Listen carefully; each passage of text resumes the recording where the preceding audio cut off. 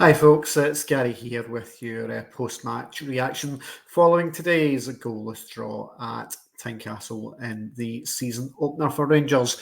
This is the Fourth Official's YouTube channel and I am, as always, your host Gary Morris. A big thank you for joining us. Now, the buzzword of the summer was rebuild, and let's be perfectly honest, we didn't see a huge amount of that in action through in Edinburgh today, with only one of Philippe Clement's new signings making the starting lineup. He was Connor Barron, and being honest, he was probably the shining light in what was a bit of a huff and puff Rangers performance that saw them drop points on the opening day of the season for the second year in a row.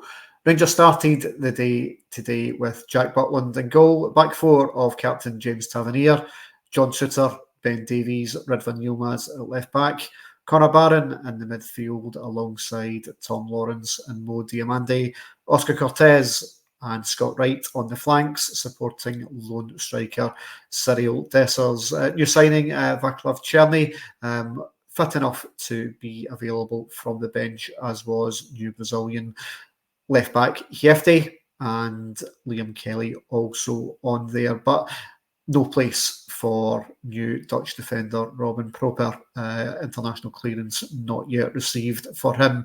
And let's be honest, the opening stages of the game, Rangers looked a little bit ragged at the back.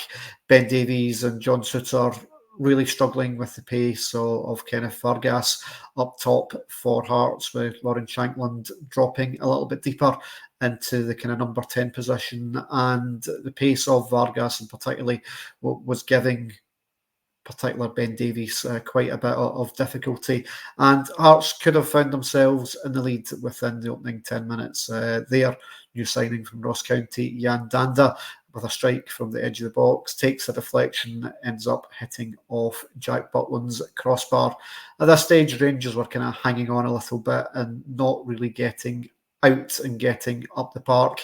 We expected Hearts were going to come out the traps really, really quickly and try and impose themselves on the game.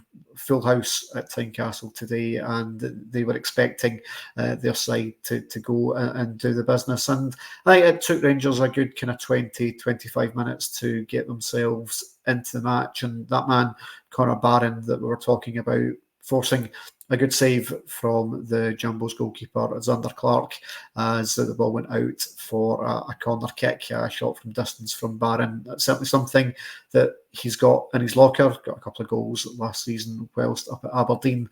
And in addition to looking a threat going forward, Barron put in a shift in that midfield area where he was really stepping up, where Tom Lawrence, who we know isn't the most mobile in the field, alongside kind of Cammy Devlin and George Grant, the Hearts midfielders who are very combative and energetic in the midfield. And I think Barron can be proud of his shift.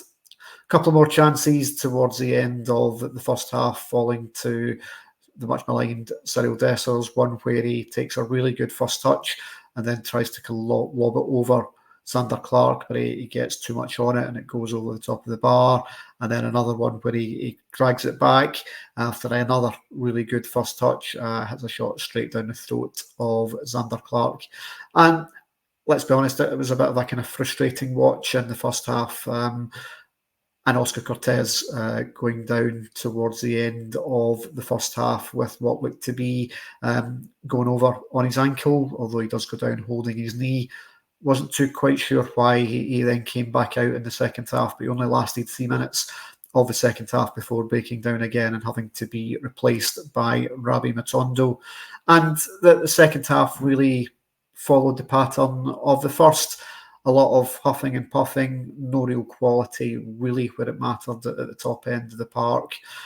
Lots of endeavour, lots of effort to try and get something moving, but no real golden opportunities, nothing that you can say where Rangers were a little bit unlucky to not break the deadlock. And I think both managers, Philippe Clement and Stephen Naismith, will look back on the game and say both teams had chances, both teams weren't able to take the opportunities that we've got, and being honest, a draw probably was the fair result all in.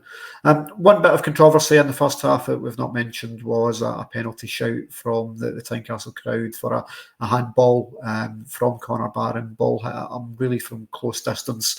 Barron goes and kind of lifts his arm up like that a little bit to kind of protect the face a little bit. Still in the silhouette and going up to VAR very, very quickly. Andrew Dallas feeding into Nick Walsh, and no penalty was awarded. But that was pretty much the story of the game. Vaclav Cherny coming on with half an hour to go for his Rangers debut. A couple of nice touches, but nothing really to write home about from him. And the best opportunity in the second half came from a really decent volley from Tom Lawrence from distance that Zander Clark does really well to tip over the crossbar. That's as close as really Rangers came to breaking the deadlock. But the game finished 0-0, and its points dropped on the opening day once again, and already facing the prospect of playing catch-up with Celtic to play tomorrow against Kilmarnock in their season opener. Dynamo Kyiv on Tuesday night in Poland. That game will come thick and fast. Already injury problems mounting up. Dujon Sterling not available today, not in the squad, not risked. 90 minutes in the legs from Tom Lawrence. Oscar Cortez going off just after half-time. You would have to think that he is going to be a serious risk to be fit for Tuesday night. And no sign of Danilo coming off the bench today. A full game played from Cyril Dessers. So lots of questions, I think, for Philippe Clement and this Rangers management team to get the team turned around for what's going to be a huge game in Poland on Tuesday night against the Dynamo Kyiv side that scored 9 goals against Partizan Belgrade in the previous round. Rangers did keep a clean sheet today. Whether that was through good judgment or good defending wasn't quite there. A lot of kind of desperate defending. Leon Balogun coming on for the last 25 minutes as Ben Davies, who had a torrid time today, let's be honest, and would need to hope that Robin Proper is going to be good to go and can slot right into that defence. John Suter did come on to a game second half. A couple of nice touches from him defensively, looking quite composed and helping out, and not really too much to do for Jack Butland in that second half. But going forward, Rangers are going to have to create an awful lot more in terms of quality and take their chances. It was 4 today for Cyril Dessers, none of which getting in, hitting the bar, and the connection with the post with a header midway through second half, where good cross from Tom Lawrence. Maybe Dessers could have done a little bit better, but Kyle Rose in the Tynecastle defence getting a little bit of a nick on Dessers' header to stop it from reaching the back of the net. Let us know your thoughts. As I say, slightly disappointing that the game ends 0-0, and a bit of work to do as the season is now begins in earnest. Full match coverage of today's game will be on our Patreon site. As you can see on the scroll bar below, you can hear myself and the rest of the pod squad breaking the game down in much more detail over there on Patreon for only $1.99 a month. Big thank you to you all for watching. I'll speak to you next time. Goodbye.